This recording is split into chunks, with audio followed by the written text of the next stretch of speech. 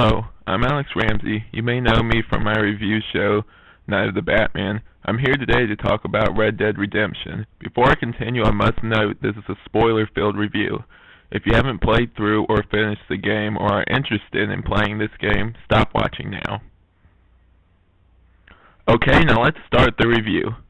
Seeing as this is a very complex game and I have a lot to say about it, I'll be breaking it up into 4 parts. The first being about the story, the second about the ending and the themes that are portrayed throughout, the third about characters and side missions, and lastly, my final thoughts and rating of this video game.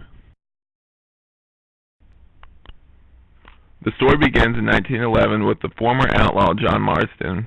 The Bureau of Investigation have taken his family, forcing him to hunt and kill members of his old gang. The first man he hunts down is Bill Williamson, who is holed up in Fort Mercer. After a failed attempt at persuading Bill to come out, John is shot and left for dead. A local rancher, Bonnie McFarland, discovers him shot and bleeding out and takes him back to her ranch, and a doctor patches John's wounds. In order to repay the debt to Bonnie, you do small chores around the ranch, such as killing rabbits who get into the garden and herding cattle. Admittedly, that's not all that's available. Next, John ventures into Armadillo and helps the U.S. Marshal Johnson along with his dim-witted deputies on various side missions. Also along the way, you meet an old con man, a drunk, and a crazy crackpot, who are Nigel West Dickens, Irish, and Seth, respectively. Performing various side missions with these characters ultimately leads to them aiding you in the assault on Fort Mercer. The assault ultimately leaves you empty-handed once you discover that Bill Williamson has fled to Mexico with Javier Escuela.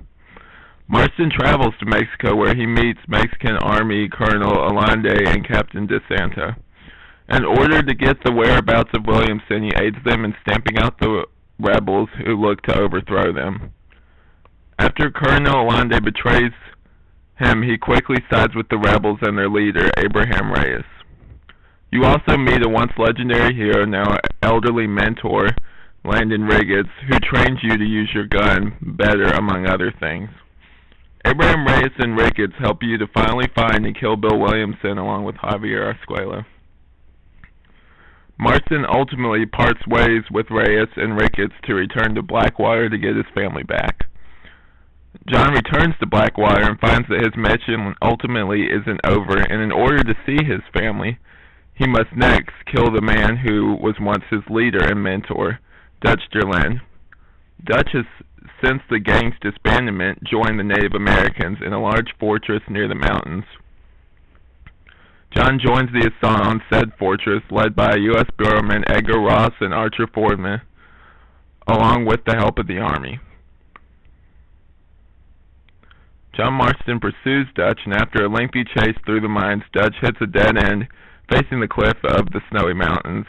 He speaks of John about how his death will ultimately be meaningless because the agents will just find another monster to hunt once he's gone. He then jumps off the cliff and dies. With all the remaining members of John's old gang dead, he's finally allowed to be with his family again. Through this, you are able to interact with his wife Abigail, his son Jack, and the uncle. Through side missions that encompass teaching your son to hunt and skin animals, having Bonnie and Abigail meet while delivering supplies, and herding cattle with Uncle. The franticness of earlier parts of the game seem to be settling down, and you feel the sudden sense of peace as you are finally reunited with your family. But unfortunately, all those feelings are short-lived. The Marston home is attacked by U.S. soldiers. During the ensuing gunfight, Uncle is killed.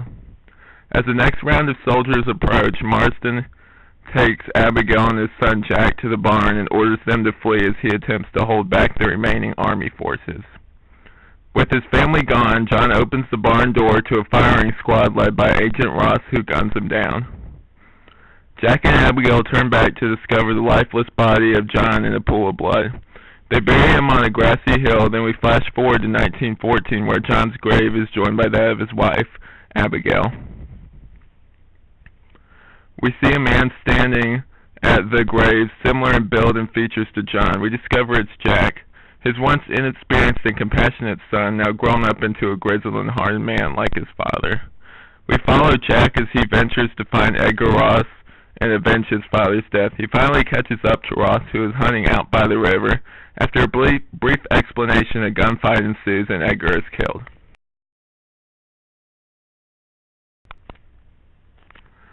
Themes and the conclusion. Red Dead Redemption is rich with themes and ideas, but one predominant theme that informs and runs through the thread of the whole story is the idea that the past will eventually catch up with you. This theme is a fairly common one in most westerns. The idea that one will ultimately eventually have to answer for his crimes and discretions is an idea that heavily plays into John Marston's ultimate tragic end. The character's main objective also speaks to this. He's hunting down members of his old gang who are now answering for their sins with a bullet. This theme also hits home at the very end of the game, where Jack hunts down Ross for the murder of his father years after his death. The crimes that Marston committed, no matter how hard he tried to make up for them and redeem himself, ultimately proved to be futile after Ross had him killed by a firing squad. Another theme that is heavily apparent in the story is the idea of change and things evolving. The Wild West is ultimately changing from what it once was into something more civilized and modern. The changing atmosphere leaves little room for gunslingers like John Marston, along with legends like Ricketts, a place to viably function in this evolving world. Characters like Marston and outlaws like Dutch will ultimately either change with the environment and adapt, or fade away and be forgotten. Some of the characters like Ricketts are well aware of the coming shift in perceptions and adapt as he had by ultimately living out the remainder of their lives in peace. Others, though, like Dutch, see the shift in evolution and ultimately choose to die rather than adapt.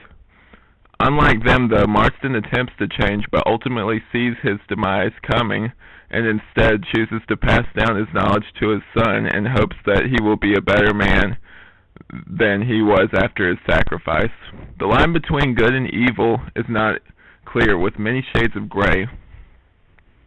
The enforcers in this game, whether it be Agent Ross or Colonel Allende, aren't always the good guys. They do terrible things, like hold families hostage and abuse women without a second thought.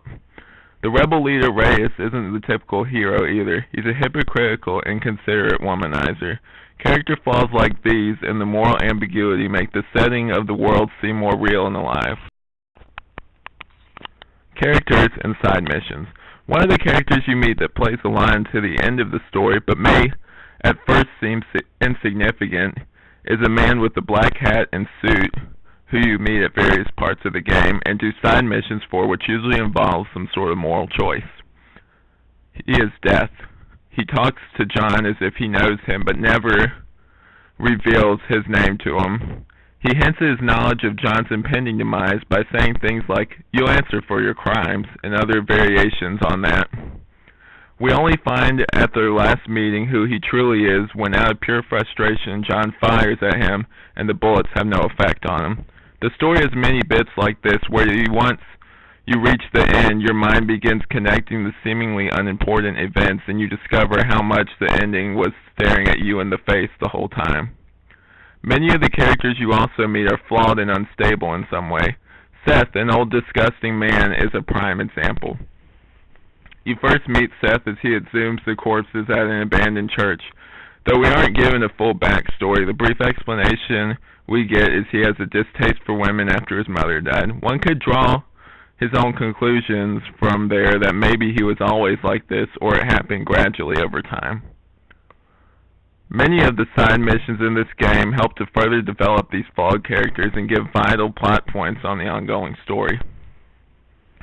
Unfortunately, not all of them can be as fun and engaging as the assault on Fort Mercer, which is the case with the side missions you perform with Bonnie on the ranch, and also to a certain extent the side missions you perform with your family. The dull side missions in no way detract from the game itself. It's fun, and the game itself, which is fun and entertaining.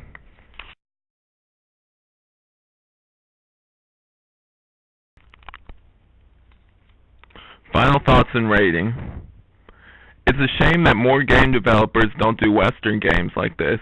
To be honest, though, if they did, this game would be hard to top. Red Dead Redemption is the Western game, and admittedly one of my favorite games of all time, which is surprising considering that I'm only a casual Western fan and not as into it as other things. While it is an amazing game, I do have one minor complaint. While the beginning and the climax are both amazing and enthralling, I found that the middle of the story did seem to drag a little bit for my taste. Overall, though, it doesn't retract from the final product, which is rich with deep characters, great voice acting, and soundtrack, along with rich, beautiful environments and loads of side missions and minigames. I give Red Dead Redemption a solid 5 out of 5. So long, guys, and thanks for watching.